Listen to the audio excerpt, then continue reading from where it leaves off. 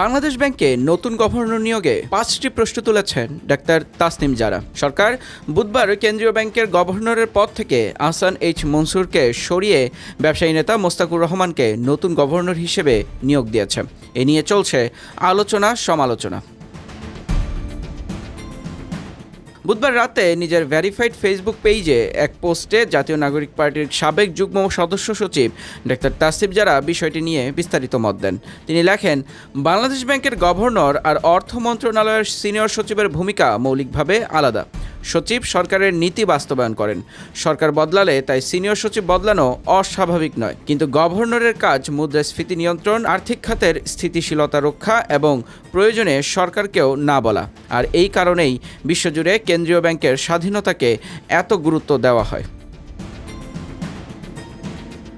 তিনি যুক্তরাষ্ট্রের ফেডারেল রিজার্ভের উদাহরণ টেনে বলেন, গভর্নরের নির্দিষ্ট মেয়াদ থাকে যাতে তিনি রাজনৈতিক চাপ থেকে মুক্ত থাকতে পারেন। সরকার পরিবর্তনের সঙ্গে সঙ্গে গভর্নর বদলানো তাই সচিবালয়ে রদবদলের চেয়ে ভিন্ন মাত্রার সিদ্ধান্ত।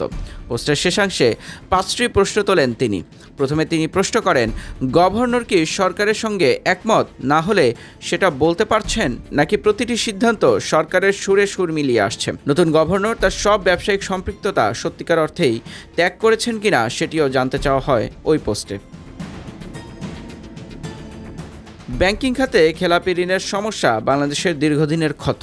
এটি উল্লেখ করে নতুন গভর্নর কি এই সমস্যা সমাধানে উদ্যোগী হচ্ছেন কিনা সে প্রশ্ন তোলেন তাসনিম জারা। এছাড়াও সুদের হার, মুদ্রা সরবরাহ এবং মুদ্রাস্ফীতি নিয়ন্ত্রণ নিয়েও প্রশ্ন তোলেন তিনি। টাকার মান কি বাজার ভিত্তিক থাকছে, নাকি অতীতের সরকারের মতো কৃত্রিমভাবে নিয়ন্ত্রণ করা হচ্ছে? এ প্রশ্ন রাখেন ডাক্তার তাসনিম জারা।